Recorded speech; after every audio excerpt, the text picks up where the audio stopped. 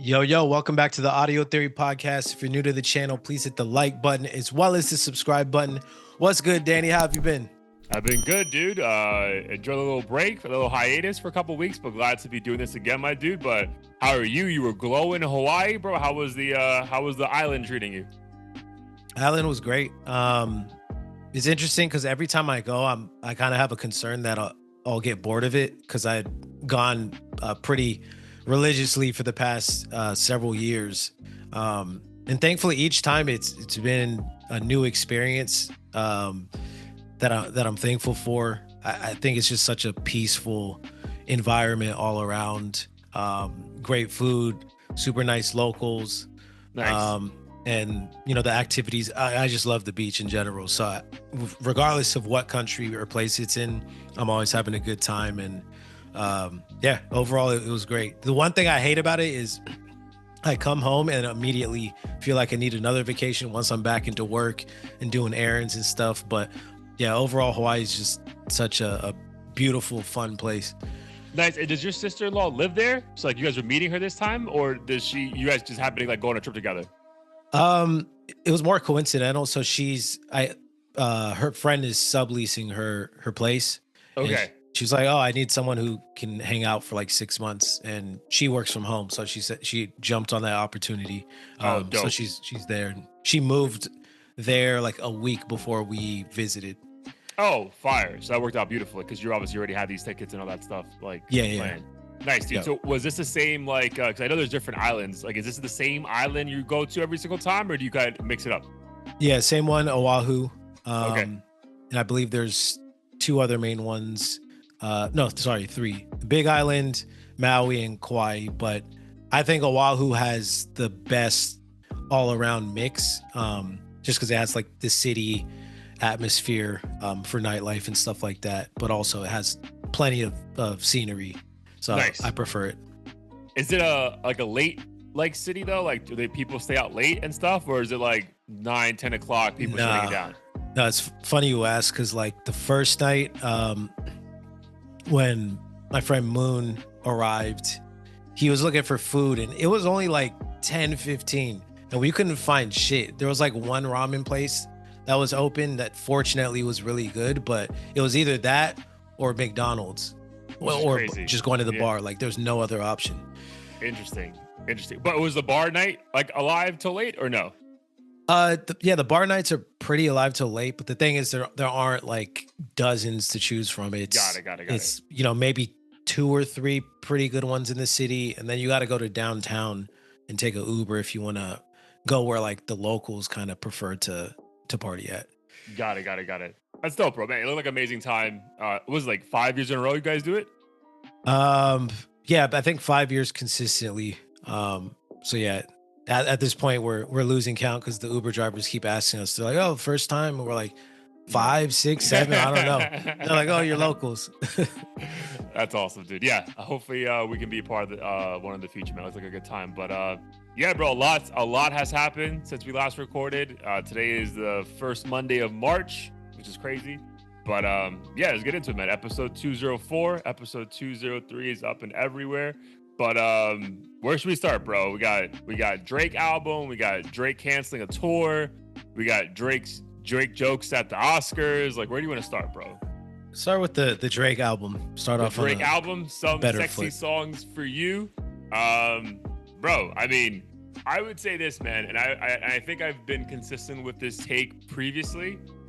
I've never been able to truly hear a Drake album in its entirety the first go around. And what I mean here, as in obviously I'll listen to the full body of work, but like it takes me a while to truly like understand what the fuck he's trying to say. And I would say the first time I heard this, I was like, bro, this guy is so unserious, bro. This is like 21 songs of him just like fucking around and like, bro, what the fuck, man? Couple bangers immediately which stand out, and we'll get into that.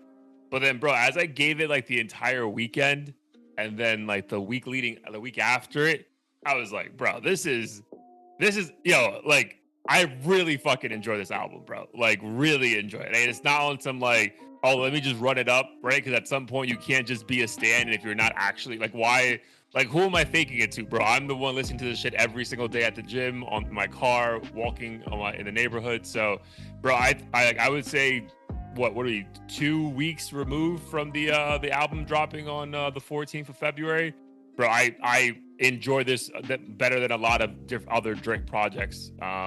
So that's enough for me, to be honest, bro. And I thought Party Next Door did a great job. Again, even him, like, I didn't listen to enough Party, like, leading, like, prior to the, like, I mean, just honestly prior. Like, I know the couple bangers that he has, but he's never been that artist for me. I know he's beloved, like, in this niche space, but bro, I thought he did a great job. So yeah, man, I was, again, 2 weeks removed, very impressed. I would say the initial first couple days, I was like, what are we doing here? Like is he just like fucking with us? Like, but yeah, dude, I really fucking enjoyed it. How did you feel when you heard it? And then obviously, now being 2 weeks removed from it dropping. So I went into this with low expectations, not because of the beef or anything, but mostly because I've never been the biggest Party Next Door fan. Same. Or of like Drake's like R&B cuts.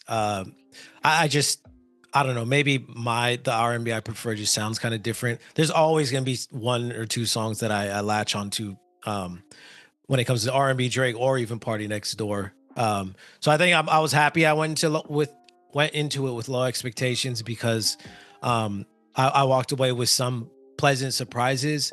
As I was listening to it in the car, I think it did feel a bit bloated. Like I began to ask myself, like, oh, am I listening to the same song as before? Is this a new one? Because like the production sounded super similar. Thought it was kind of odd that Party Next Door didn't seem as present involved throughout the like involved. Maybe he wrote a bunch of stuff, and maybe that's like where the missing input comes in. But besides that, I think it kind of panned out the way I expected. I don't think I'm the target audience, so I felt good about objectively being like, I'm not going to shit on it and say it's bad if I wasn't even meant to celebrate this kind of sound. But I think things like Nokia and Give Me a Hug were like nice moments where I felt like he was trying to give the audience, his core base, his core base, a recipe that they were accustomed to, and it did kind of throw me off, kind of like what you're saying about like what was going on here. But at the same time, like as someone who feels like we're in a deficit when it comes to music, I'm like, I'll take whatever. You could name the album like Valentine's Day music and talk about murder for 15 songs. Like I just need something. So I need something. Yeah, dude. I know. For me, it was just, I think what threw me off was the I think the initial beat selection sounded repetitive. So I'm like, again, on the first go around when I'm not even looking at my phone, I'm just like kind of like working and it's in the background. I'm listening to it on Friday when it dropped. And then I'm just like, okay. And then, dude, I think just like I went to the gym and just like was able to tune out and truly listen to everything. And I was like, oh, bro, he's like, I know the Give Me the Hug is the one that people like latched onto immediately. I think Nokia was a sound that still sounds very different, right? So I think that one's like, is he trolling us though? It's like this really trying to be like a pop hit, and it feels like a pop hit, bro. Like again, that song is doing crazy, and I think rightly so. But man, I loved, dude, a bunch of, but like after time, bro. Again, I don't know if you've been able to revisit or not, but bro, like when I go back, man, like, yo, Spider-Man, Superman, Small Town Fame, Brian Steele, and Greedy, bro. Like those songs, I'm just like, dude, this guy is like, yo, like Brian Steele, bro, might be one of my favorite songs, like top 2 favorite songs. I just feel like he is rapping his ass off.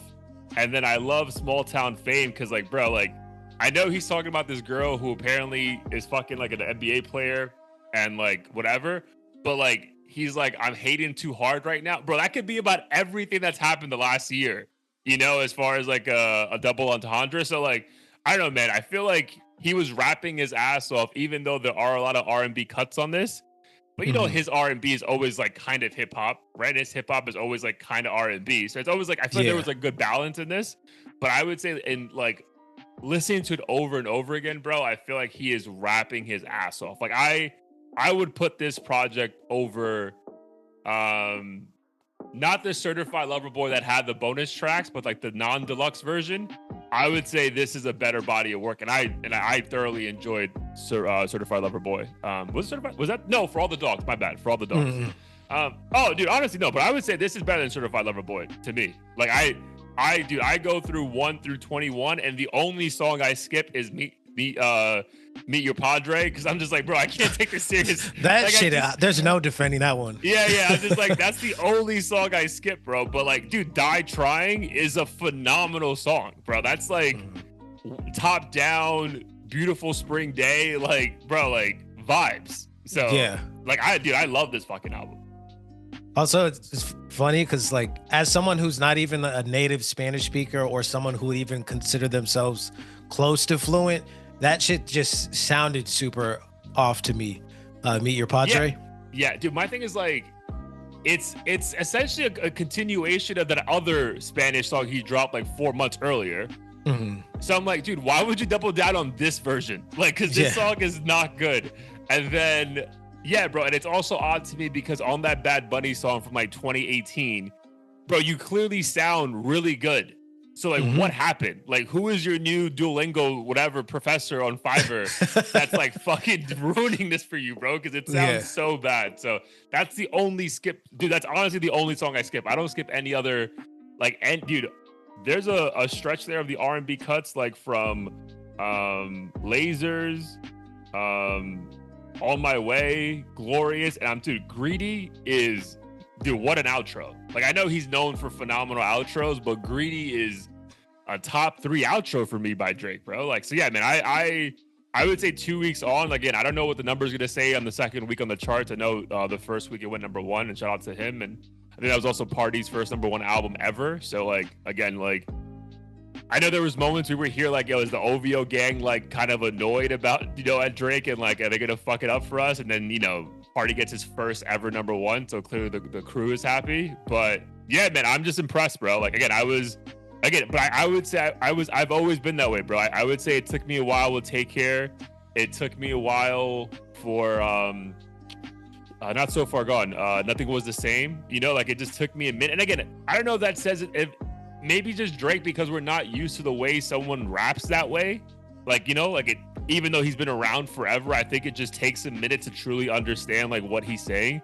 And maybe that might be a bigger conversation of like goats, or cause I remember like Jay-Z had a line is like, do you people listen to music or you just skim through it? Right. Like, I feel like it just takes a while to listen to it, bro. Like, I feel like people have that's why I'm grateful we actually had 2 weeks off, bro, because like, I feel like a lot of people are just quick to want to have the video up online and give their opinion. Like, bro, because this shit got shitted on the first 48 hours, bro. Like, there's I think his name is Torre, like, dude, a well-respected hip-hop journalist from Rolling Stone. Yeah. And he was like, does SS mean for some shitty songs for you? And I was just like, bro, like, aggressive.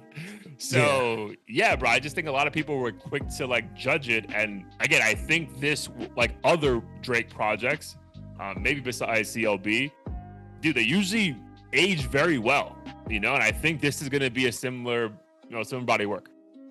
Yeah. I'd agree with that. And I don't know. I feel like one other thing that I noticed when I was listening to it that I guess made for a good listening experience is it seemed like he was having fun. And not taking himself less serious, which is maybe why some people are wondering like how much he's joking or not. But as much as I don't really care to listen to Drake's like super specific, love life problems, I think it was cool to see him in a different space and just kind of stick to a formula that he pioneered, or if he didn't pioneer it, made it popular. Close to perfected it though, right? Yeah. So that's cool. Good for him. What was your favorite moment on the album though, or some things that you really enjoyed? I mean, hands down, I'd have to say Nokia. I think that was so fun? Yeah, it's just so fun. And I think that's what Drake for the longest time was known for being, was fun, like with Hotline Bling and all these other things. And the sound itself was pretty refreshing too. Yeah. So I replayed that a lot. And then what's the guitar cut? Is that Die Trying? Yeah, Die Trying. Yeah. Yeah, I thought that was refreshing too, because I can't recall many moments or any where Drake was over an instrumental like that, Yeah, and and then he had the such a opportunity good with like, vibe. "Hey there, Delilah," and then like fucked it Hmm. up with that like mimic, like like so it was like trolling. I'm like, bro, like either do it or don't, like Yeah, yeah, exactly. And then Party coming in on the hook yeah, is like super. uh that's a dope like collaborative moment. So I think those two stuck out to me. I think those stuck out to me maybe because they're the least, that like Toronto drowny yeah, yeah. R&B cut that like I just have no moments in my life where I feel like I need to listen to that. Maybe that's why I prefer those songs. But I'm glad I walked away with something. I was nervous it was gonna just be a complete wash. A complete disaster, bro. There was moments again during the first listen that I was like, bro, he just might be too unserious. Hmm. Like it's like, bro, like, oh, bro, like, I get like you're like, let's have fun, but like, dude, like, not this much fun. Like, let's focus Yeah. on still putting out a good body work. But again, I think if you listen to it multiple times, you'll feel refreshed. I would say, dude, what I really enjoyed that multiple times throughout the album, you hear samples of previous Drake bangers. Even on like the first song, CN Towers, they sample Lollipop at the end, and like that was like so. There's a lot of moments of that where like the Like song, Wayne Lollipop. yeah, Wayne Lollipop, yeah. Uh-huh. So they had like, a lot of like Young Money like classics. Obviously, they also sampled the Real Her. With him and Andre 3000 Mm. from back in the day, and Lil Wayne. So like, there's moments of that throughout the album, which I think again, just bringing back that like reminder of what he's accomplished, but not making it feel like a final, lap tour of like, hey, remember who the fuck I am. It was just like a way to like seamlessly, put it in minimally, but not overdo it with like, hey, remember this beat, blah blah blah. So like, I really, I appreciate that. Yeah. No, that's dope. Yeah, yeah. So what would you, it being 2 weeks on, what would you rate the album? I mean, this is just based on what I took away from it. If I give it a letter grade, I'd have to give it probably a C plus. Sheesh. And I'm grading that shit on a curve. Dude, if I was great on a curve, bro, I feel like I would go even higher, just because like, I think similar to you, my expectations were so low, right? Like I was like, dude, again, I would say put ourselves back in those shoes 2 weeks ago. It was like, bro, like Kendrick just like did whatever he did the last 2 weeks. You're really dropping an album 7 days later, bro, or like 5 days later. Like that's what you think you're gonna do, and it's gonna be okay. And the fact that like, bro, like I don't know what he expected with this Australian tour and this rollout afterwards, but like for an album that we all had low expectations, I would say there's no way our man is not feeling super confident right now. Mm-hmm. Like whatever we thought about, like just go away and take it. There's no fucking way, bro. Because like you said, I think everyone had low expectations. There was minimal rollout to this besides like the his Finsta account the week before. So man, yeah, I think he's feeling that W heavy right now. But dude, for me, I would say just simple grading. I would give it what's it be like I would say like a B. I would like a B plus. Probably leaning B plus to be honest, bro. Like, because again, I just think there's I would say B plus because there's just too many songs that I look forward to like listening to again. And the fact that it's not like the main bangers that everyone's talking about, there's like B cuts that like, dude, like these are, dude, I'm telling you, Brian Steele is such a fun song where he is rapping his ass off, bro. And it's I'm gonna like, listen to that one again. bro, it is short. It's like a minute and a half, which is also not like Drake, bro. But like, dude, that one in Small Town Fame, bro, when he's like being a hater and like, dog, it's yeah. And I feel like Small Town Fame, like I can see him like making it about a girl, but also alluding to like the girl being like Fame, and like he can't believe like Fame turned on him and like everything that happened. So like I don't know, man. Like there's like a lot of like, again, I just think he's rapping his ass off way more than I expected, which I really appreciate. So I would go B plus for me. I also think it's so tough, and I find myself doing this with so many releases. Like the world's reaction to it too often influences how I feel about it, for better or for worse. I know that's that's not something anyone should have to do. But like when, for instance, I think we both love GNX, but then when it's unanimously the world loves it, it's like, damn, I love it even more. And then when you like something and like the world's just shitting on it, it doesn't mean you're not gonna like it, but like you just feel this kind of sense Yeah. of, what am I like really, should I really like it this much though? Like, can he do better? So seeing the positive reaction to this Drake album, I think has made me feel um just slightly better about it than maybe if everyone continued to shit on Yeah. it for like, Yeah. and Yeah. Yeah. sold Yeah. I would 20K or say, something. yeah. That would, dude, if the numbers would have been terrible, that would have been a fucking whole nother conversation for us. But I would say I went out of my way the first week after the release to not listen to anyone else's opinion. Like, out of my way, bro. Like, I'm like, I don't, good or bad. Like, I didn't care. I'm like, bro, if I feel the need to constantly replay this shit, I like it. And that's like good enough for me. But then after the week, bro, when I saw people like, when I saw that Rolling Stone review, I was like, bro, am I crazy? Like, Yeah. No, it wasn't that anywhere that bad. I was like, bro, like, did you just listen to it? Again, I feel like a lot of people are so quick just to hear it and then move on. And it's like, bro, like, I don't think that's how, I mean, you know, to each their own, but I feel like that never bodes well. So honestly, that's a good segue for our next topic. Because I would say I was a victim of that and did that a lot when it came to Larry June, where I think I heard a couple songs, made an opinion, and was like, it's not for me. I'm good. And then this album called Life is Beautiful drops with Alchemist produced everything, and it's 2 Chainz and Larry June, and I'm just like, bro, I'm a big Larry June guy now. So like, bro, did you hear the album while you were in Hawaii, or have you already heard the project beforehand? Not the entire thing. Definitely some of the more popular cuts. I think for anyone who was familiar with Larry June before this, it wasn't, the sound of it wasn't anything brand new, but I think that's what works for him, is this sound, and that's why it's so great. And I think the difference is throwing 2 Chainz into the mix was like an interesting thing for a lot of people. I'm sure a lot of more casual listeners of like hip hop and trap and stuff got familiar with Larry June because of this. So I'm just happy to see him, you know, become mainstream, especially because I feel like his music generally is just very positive.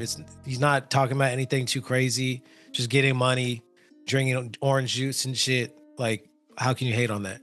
Yeah. And I would say, I think we were talking offline, and I think like there is something to the idea of the, like, once you turn 34 or older, that like it also starts kind of clicking, because I think all of us at that age is trying to figure out life from like also like a business perspective. So like I feel because he's so heavy into like, you know, entrepreneurship and what you can do to hustle to make more money and chase the bag. But bro, dude, that Life is Beautiful, bro. I have no skips on that project, bro. Like, I know that album dropped like maybe the week before we went away, but we didn't get to it. But man, that shit is literally beautiful, bro. That's a beautiful body of work, and I'm grateful for obviously that helped me jump back into other Larry June projects where I really fucking fuck with. I think there's one.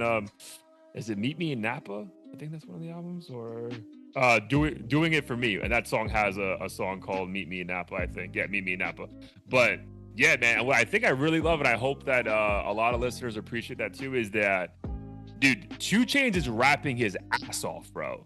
And like, it's the 2 Chainz from like when you fell in love with him from like Duffel Bag Boy, where he's like the double entendres, and it's just funny and witty and everything. He's really trying to like, like, man, he's like, they got deadbeat moms now. Like, but like the way he says it, and it's like just such a like a funny, clever way, but not overdoing it, because like all the production really requires is like someone to just like be mellow on it. Oh, bro, like I'm telling you, man, that's like probably, again, I love Some Songs For You, but I go back to that album all the time.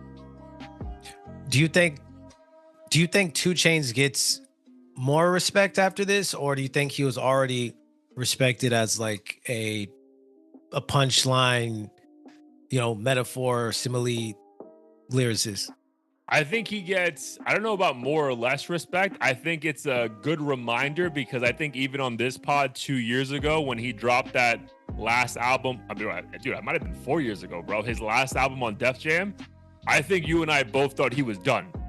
And he's going to become this like side character of hip hop, like a Snoop that's always around, but like we're not really checking for his music like that. I think this was a good reminder for me that I think the next 2 Chainz album I'm going to go check, because like if he's still rapping this way, and again, obviously production matters, and we can talk about like, you know, Nas and how like, you know, we really only tapped in again once his production changed.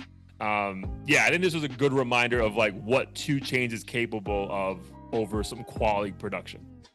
Yeah, no, 100%. I agree with that. Yeah, bro. Because you haven't heard the whole album yet, so I would just say on behalf of Audio Theory, I would give that album an A-, bro.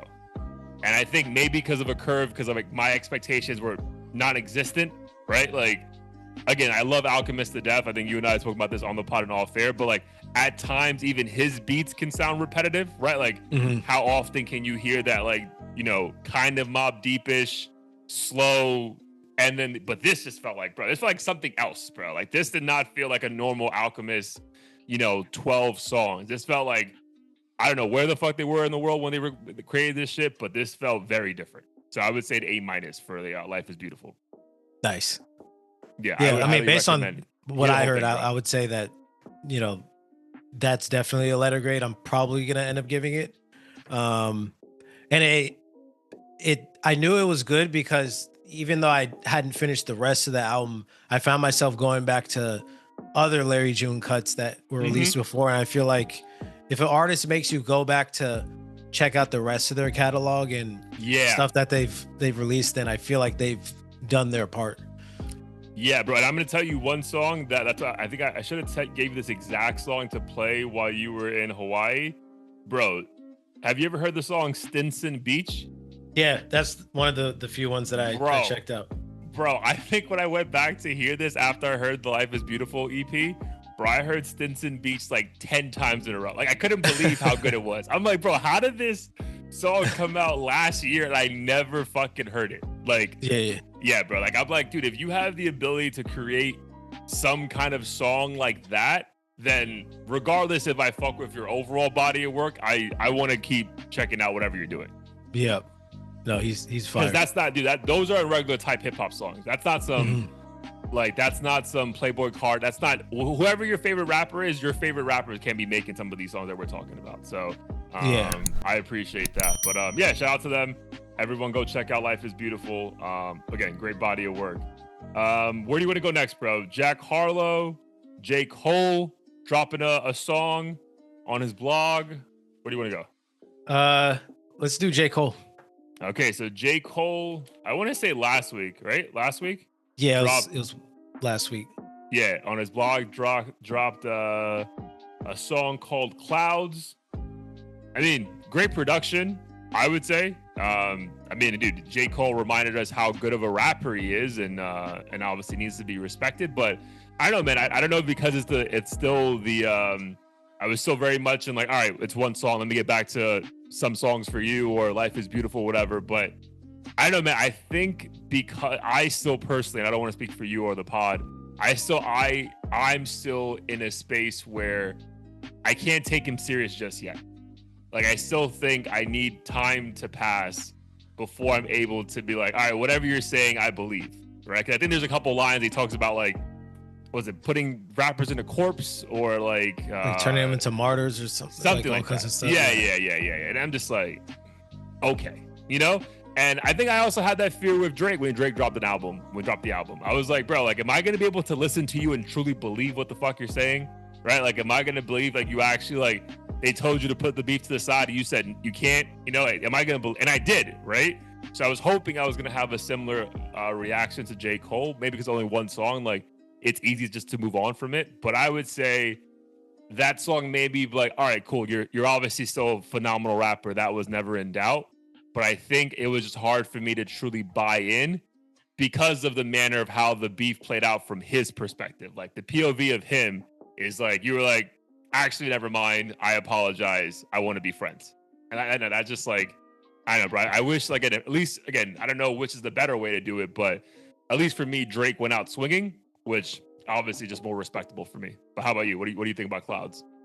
No, I definitely agree with that. I think I even kind of felt this way before the beef, to be honest. It just seemed like he had this habit of like popping out of the woodwork and just randomly doing like a five verse and saying I'm the best and then disappearing. And I don't know, like maybe it's because he has I personally feel like the weakest catalog out of the big three, that I just wish it would just be a body of work rather than these kind of One-off songs. one-off memos of like Yeah. addressing whatever's going on and then going back to riding bikes through NYC or whatever, because he's a phenomenal lyricist. I think even people who don't like him like I kind think of he might be the agree. best out of all three of them. Yeah, We're no, just, he's the best. Like when yeah, it comes to just flow and technical ability, which yeah, is why it pisses me off and so many people, I feel like. yeah, yeah, yeah. But did you like the like what he was saying though? Like, did you fuck with the lyrics? Yeah, I fuck with the lyrics, but it's one of those things where I'm like, do I want to listen to this again, or is it just a bunch of moments? And Mm-hmm. maybe moments to some people are more impactful, but for me, I just want just good music. And I think as an artist, you're allowed to express yourself. So obviously, if that's the way he wants to do it, I'd much rather that than a tweet. Sure. But again, like I just feel like he's kind of running out of things to address. Yeah, bro. I agree with that, man. And okay, so I think we're both on the same side of this line, so we don't have to keep going on and like repeating ourselves. But so, what do you think is the approach though, right? Because I don't think we're not unique in this take, right? I've heard a lot of people having similar responses, like they're struggling on how to embrace Cole right now. So, what do you think? We've tried to give Drake advice; he won't listen, obviously. What do you think the best approach is for J. Cole now? Like, because obviously he's going to hear that similar takes all around him. So like, what do you think is to get his approval rating up to what it was prior, this time last year? What do you think he has to do? I think he should just whatever, like this fall off album or whatever. I think he just has to make that the best he can possibly make it, and not letting the beef overshadow it content wise or anything like that. Like I don't think trying to reverse time and beef with someone else or anything like that is going to help, because he's already has that L. So similar to Drake, just make good fucking music and a good project, and people will slowly or even quickly forget, like if they have something to rock with. And I think his Yeah. issue is he always has like J. Cole always has this anonymous rapper that he's like willing to smoke or beef with, and I don't think I think that's that's gonna the work problem, anymore. bro. I think, yeah, exactly. I think that's the problem. I think that's the problem, bro. I don't know. Because at least with Drake, bro, when he like still brings it up again, and I kudos to him for only kind of bringing it up a couple times, like when it's like blatant, right? I'm sure we'll find out that there's like a bunch of subs in there, blah blah blah blah blah. But like, it didn't take away from the album. Um, but at least people respect Drake for like trying, right? Like, and dude, there was moments where I listen to Push Up and Family Matters all the time, right? So like, he also gave quality content. I think the issue, to your point, like J. Cole's always, again, every rapper is always aiming at someone, right? Like, this is at you, whoever rapper. But I think the way everything played out, man, it's just so hard to believe that, right? And then when all of his songs are essentially at this like fake persona person who, and it's like, would you really do that though? Like, Right. so I think, yeah, I really struggle. Like, what's his best approach? The easy thing is just put out good body of work. But to your point, has he ever done that where you really felt the need to like replay that shit over and over again? Like, I even like before he apologized, right? The whole delete me later body of work. Maybe we fucking played it a couple times over, but not really, like. I definitely agree with the take where I think he has the third ranked out of those three catalogs. Even though there's moments where he goes off, right? As a body of work, I don't really see myself ever like, yo, put that J. Cole on while we're riding up and down, wherever in America. So I don't know, man. I struggle for him, bro. I think he just keeps doing like one song here and there for a while. I don't think we're gonna get the fall off, because I think that title is too ironic right now. Yeah. You know? Yeah. Yeah. And like he, out of the three, doesn't really seem to have the skill set to make music for a particular Like like the vibe masses. or Yeah. yeah, the masses, or even just like different environments, like some smooth shit for the lady. Like he did a lot of that stuff before, but I feel like lately it's kind of just these cuts that like address how good he is, you know, how he destroys people on features, and then, you know, how being rich and famous now is like, you know, he doesn't want any parts of it because like we're all false idols Fatherhood and and shit. everything. Yeah. Yeah, which is cool, but Which is great. You know, how long can you do it though? He sounds like a great guy. Yeah. But I'm saying from the ability of like moving me to like, oh man, I cannot wait. Like again, to our point prior to this part of the episode, like, dude, Larry June was so good on that album that we were like, yo, what else does he have for us, right? Mhm. This song did not make me go like, oh my, I cannot wait for the fall off or whatever is next. I was like, yeah, you reminded us you can rap very well.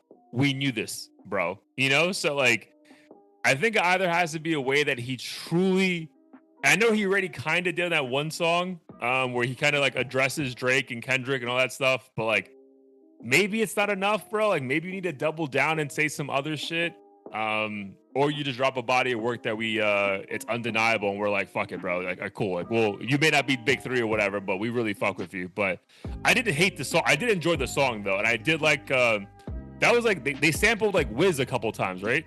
Yeah, the Never Been apparently beat. Yeah. I really, I mean, again, that's just like a time in music where I just fucking was in love with Wiz in a huge way. So, yeah, dude, it was fine. Like again, it was fine. Like but I heard it once, and I never felt the need to go back. Yeah. And I've said this before for other rappers, but I think similar to the take about Nas and Hit Boy, I feel like one of the easiest ways to make a rapper more exciting is for them to try different beats. And I think J. Cole does a good job featuring on all kinds of random people's songs, like from Lil Yachty to YG or whoever. Mhm. So I feel like it's a no-brainer to just, you know, have beats that aren't maybe as, you know, quiet instrumental, like meant for freestyle, you know, type beats, and have beats that are a bit more fun, hard hitting, you know, what have you. And I feel like that alone would make people keen to listen a bit more. But Yeah, I dude. mean, But my obviously he issue has with to want this, to do it. yeah, but my issue with this is also like my issue. Like, it's crazy to make this comparison between J. Cole and Russ, but like this is also my issue with Cole, bro. Like he's also very too much like a DIY beat guy.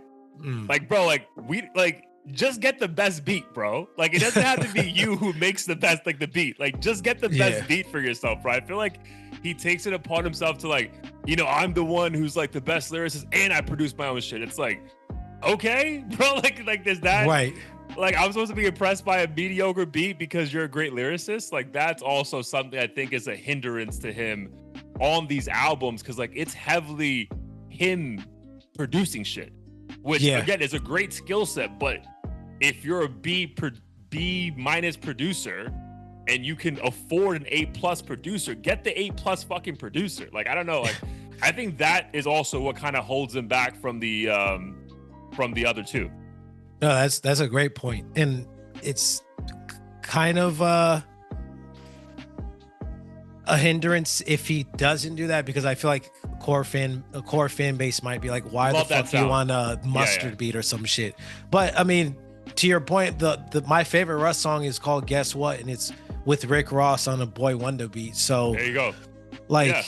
sometimes I feel like all it takes is for you to maybe step away from your routine and say, you know what, let me invest in someone else, or, you know, be a little less egotistical and like controlling over having my name under every fucking type of credit on the song. Like you're allowed to work with other people, but that's just us apparently that think he should do that.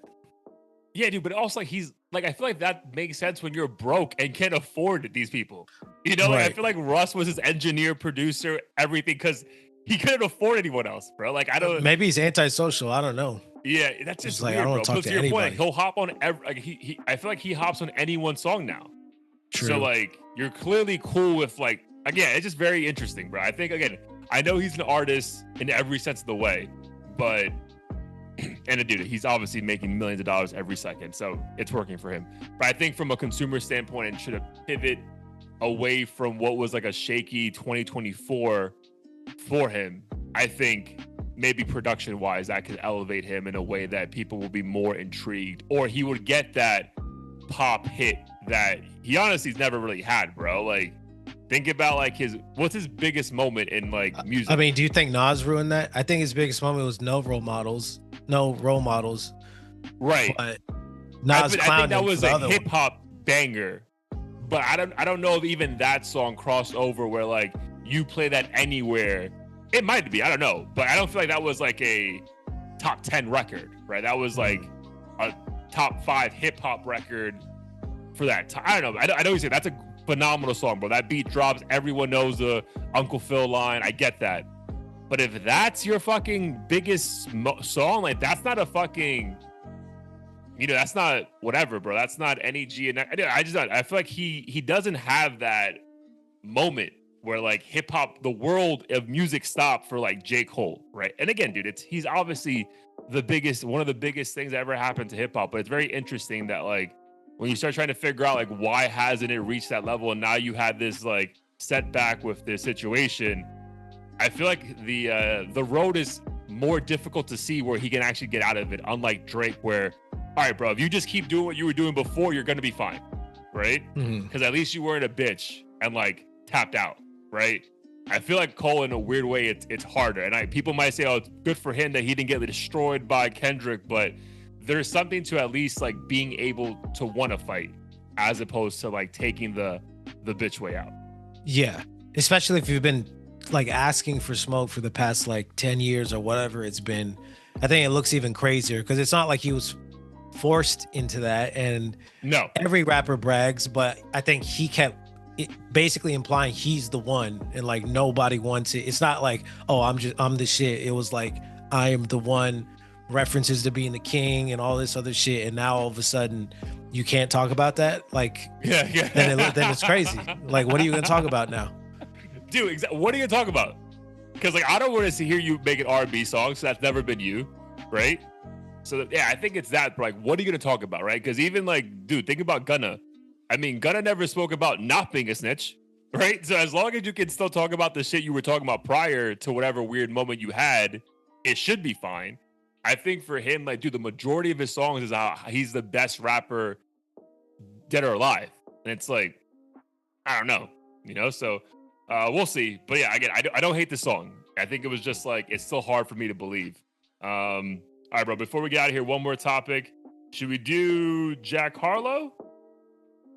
And the idea of him coming back? Yeah, let's do that. All right, so Jack Harlow.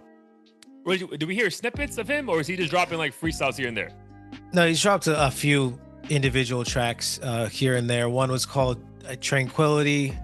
One a few weeks ago was called Set You Free, and then he had that single drop that seemingly disappeared. It was called Hello, Miss Johnson at the end of 2024. Yeah, but I think there was just too much going on by that time. That like, yeah, for sure. So I mean, I think we're definitely Jack Harlow fans on this podcast. Have been for years. Disappointed at times in what his career kind of has like. Maybe people will say fizzled out. I know he tried to go the actor route a couple times. Didn't do bad. Didn't do great. I mean, what do you hope for Jack Harlow at 2025? I just hope he gets back to his roots. And I don't even necessarily blame him, because I think as a brand or a business, you kind of stick with whatever you stick with whatever trend is working for you, right? Like if we start talking about a certain topic and it happens to be some shit that we didn't really talk about that much before, guess what? We're probably going to talk about it a lot more. So I think he got catapulted into this like heartthrob dude, and then he had to appeal to the ladies in every fucking song, but even those weren't hitting too well. So everyone that was rocking with him from the earlier years like found it hard to resonate with anything he was putting out, including myself. So I hope he again stops taking himself too seriously, but also isn't doing these you know, too many lovey-dovey tracks that appeal solely to like 16-year-old girls who, Yeah. you know, want that sort of thing. So that's really it. I know it sounds simple, but I feel like he should just do what he was doing before if that feels natural to him. Yeah, dude. And I feel like there's also like a simple like a simple way to explain like what his career has ended up being, bro. Because I feel like the worst thing that ever could have happened to him was What's Poppin' becoming how big it became. Because I feel like if that song was never that big, bro, he would never have been forced to be, oh shit, he might be the next guy, right? Because he just might be a good rapper, and that's it, right? But I think because of What's Poppin', and then the allegiance, like the moments with Drake, and like you hear him like trying to rap his ass off on Churchill Downs, and there's other moments where you truly hear him rapping his ass off, but like, yeah, bro, I think that What's Poppin', again, and dude, this is not like unique to him. Like, there's been plenty of rappers who have that one hit and they can never live up to it, right? But I really think that's what's happening here, bro. I feel like What's Popping was probably his peak moment, and he just happened to peak way too fucking early. That now you're just chasing that high, which you probably never were meant to have, to be honest, bro. There's plenty of like average rappers out there that have phenomenal career, but I think there's something to him being white. And again, women love him to look at him. He's clever when he talks on camera. But bro, I feel like if he didn't have those other qualities and just had that one hit, he'd just be another guy, bro. Like, yeah. I just think he'd be another guy.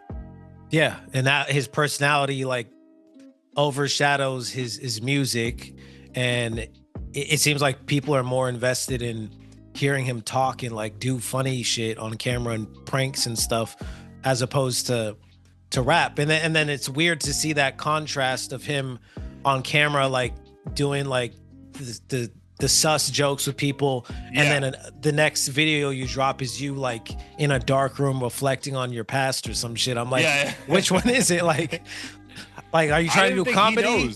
Yeah, I don't think he knows. To like, yeah, I don't think you know, and I don't blame him because he's, like you said, young, got thrown into the limelight. But I just hope he can sit down and think clearly on like what he wants to do, because when you're all over the place, as a listener and fan, like I don't even know what I should be thinking about this or what's coming next or any of that.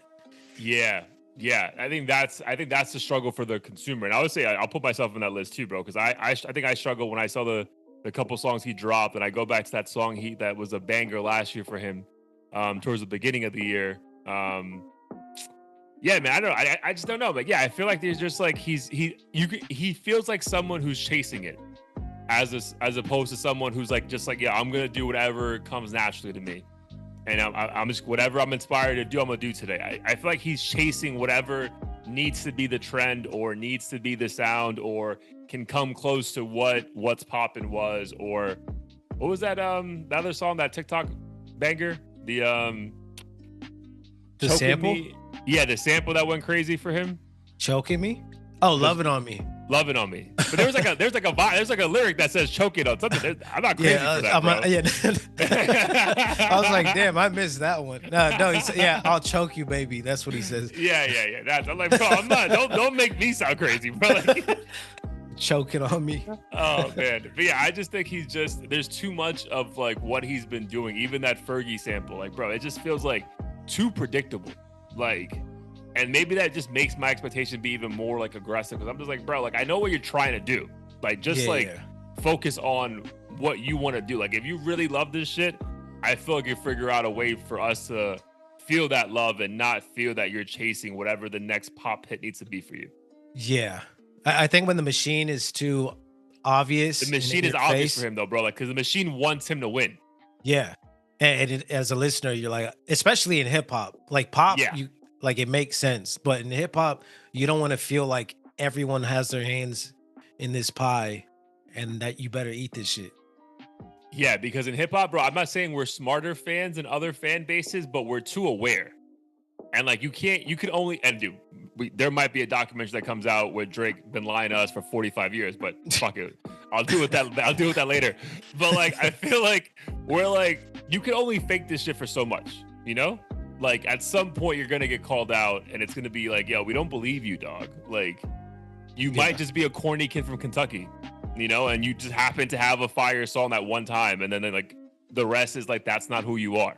So again, I love Jack Harlow. So again, even his body, I've enjoyed multiple bodies of work for him, but I've also enjoyed multiple bodies of work from like Nelly, bro. Like, what I'm saying? Like, you could just be another rapper. Like, I think, but the way he jumped on the scene with What's Poppin', and it was like, whoa, bro, this is like so different, right? Like, what else do you have? And then it's like, I don't really have anything else. That was kind of like it.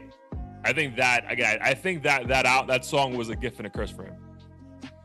If he ever listens to this video, I think he should start rapping on Bay Area influenced beats again. Because when I look at my playlist and the songs that I like from him the most, it had that fun sound where he could still get his bars off, but the beat was easy for anyone to dance to and listen to. Yeah, like that kind of shit that's my shit, bro. That's my second favorite song by him. Yeah, like just do more of that. Do more of that, bro. Just it's very simple, bro. Just listen to us, like we'll tell you. Bro, that's good though, man. I thought we did a good job with the segments on this one. I think honestly, like with the and we're giving people behind the scenes, but I do think for the sake of the pod doing well, I think us breaking it down that way will actually make it easier for us from a content perspective. So if you guys agree, please comment. But before we get out of here, my guy, what is your you've been going for, and I'm very curious when people are on a boat what they're listening to. So what was your heat of the week, especially while you were in Hawaii? Oh man. I mean, I listened to a variety of stuff on the boat because there's do you feel like you have to like adjust because you have like females who like aren't trying to hear like certain type of shit? Yeah, so I made that conscious decision in advance. Like I had a playlist, but I also wanted to make sure I'm not fucking appeasing everyone but myself the whole boat ride. Yeah. So I'm like, what can I enjoy and everyone else enjoy? Which basically means I'm not putting on like the more aggressive GNX cuts or something. Yeah. But I think reincarnated. Actually, there was a handful of EDM on there, but I listened to Dodger Blue. That's a great one. That's on a there, great. Which yeah, I mean, it's hard not to listen to that in that environment. But Mañana by Tiny. Oh, nice. That's a good one. Yeah, that one's a dope cut. And I think the other one I was super Psychic by Chris Brown and coincidentally Jack Harlow. Nice. Well, that's on the Chris Brown album though, right? Correct. Yeah. All right, I'll add the Tiny one though to the playlist. Yeah, sure. We'll clean up the Heat of the Week playlist for you guys, by the way. So look out for that. Cool. I like that, bro. What am I gonna go with, bro? Because I had a couple songs that I was bumping.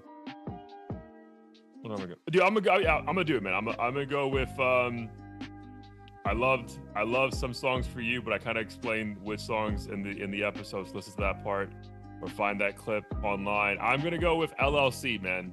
LLC, 2 Chainz and Alchemist and Larry June, bro. Like that song, bro. That song is a motivator for anyone just trying to figure out life and like get shit going and hoping that your kids have what they need after you're gone, bro. That song is fire, bro. Fire. And the way that it's like an entrepreneurial song, but also like I could be on a boat. Like It's almost like the song you write it while you're like in the grind, but then you listen to it when like after you already succeeded. Yeah. Like, bro, it's crazy. Yeah. Like, dude, that shit is so like clear what the vision was, and the fact that you can have 2 people rapping on multiple songs and like the vision was very clear for both of them is what makes that album fire. Right. And songs like that are dope because it's conscious technically, but it doesn't kill the vibe. It's not like too serious and like a downer. Yeah. Like it's motivating and it sounds good.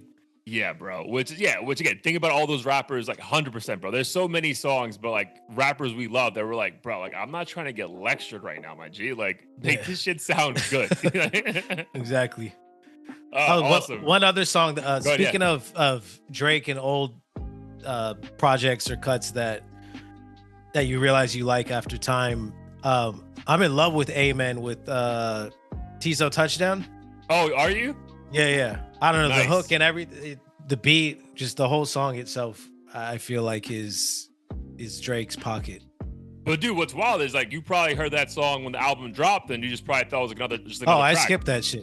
That's what I'm saying, bro. Yeah. That's what I'm saying. Like, I don't again, this might be the next week's episode, but I don't know if that's like a good thing or bad thing. I just think it's a thing with him. Like, dude, I can go back to, I'm telling you, bro, like, I know Take Care is like his best body of work, bro. I remember being 24 years old when that album dropped and being like, I don't get it.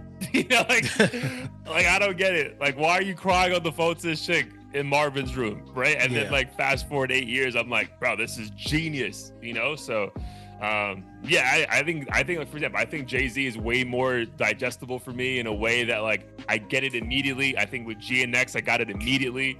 I think with most Drake's bodies of work, like I feel like because he has a great fan base, they usually go back and listen to it, but I can see why if you just listen to certain albums like once or twice, you might not ever truly understand what he's trying to say. Yeah, no, exactly. Cool, bro. Have you, side note, because I'm actually debating about going to the Tyler Creator concert at the end of the month. Have you gone back and listened to the album? Chromacopia? Yeah. Have not. Yeah, me either, bro. That's crazy. That's crazy, bro. Because I actually like really enjoyed it when I listened to it. Because I think it was like honestly his most like mature album. But yeah, I don't know. Maybe there's just certain people where I'm like, I fell in love with like one version of them that like, bro, I'm not trying to hear you groan, you know, like, and like giving me life lectures about like, you know, whatever like ex you have and stuff. Like, I haven't gone back to that album at all. And I'm like, I know I've seen like clips of the concert. It looks amazing, but I'm like, if the majority of the performance is going to be that album, like, do I really want to like pay $150 to just be there and like not really vibe out to it? Like, yes, I'm debating because I love Tyler, but yeah, I don't think that album did it for me. Yeah, that's what makes me nervous about when these artists find like newfound success is I feel like sometimes it gets to their head or sometimes they're afraid of like being the same version of themselves and then they lose some people after because they're just doing some completely different shit, which is fine. Which is fine, bro. I think financially, not financially, but like numbers wise, I think that album actually is his best performing album ever. Yeah. So clearly, like we might be in the minority in this one, but I think as like a Tyler fan who again loved his concert for the last album, I'm like hesitant with this one because I'm like, bro, like I really didn't enjoy it that much. I know Sticky is a moment, and there's a couple other songs, but I'm like, bro, why did I never want to go back and hear that album? You know, like I feel like I should want to go back and hear that album. Yeah. But I think you said this though, like it's like the beats are so over the top. It's also confusing to figure out like what setting. Mm-hmm. And I feel like a live performance would be the only setting I would maybe appreciate it, but I also wouldn't pay like $300. Yeah. When's your GNX concert or the Kendrick concert? May 29th. May 29th. Nice. Very soon, bro. It's gonna be here in no time. But all right, my G, dude. 2 weeks, long enough. Great episode, bro. Episode 204 in the books. Let the people know where they can find us and where they can find the pod. Yes, sir. Catch us at audio-theory.com. New episode every week, unless we're on vacation, which I'm on vacation next week. Yeah, he's on vacation. So every other week, apparently. But on all platforms, you can find us. And if you're on YouTube, check down below. We have merch. We also have merch on the site. And if you want to check into the Heat of the Week music selection playlist, that's also on Apple Music and Spotify, which can be found on the site. But besides that, please like, subscribe, comment, do what you can to support the channel, and also let us how you feel about the new format, assuming that is in place right now. Yep, this episode will be that. Awesome, my dude. Appreciate you. Love you, bro. Be safe. You too. Peace.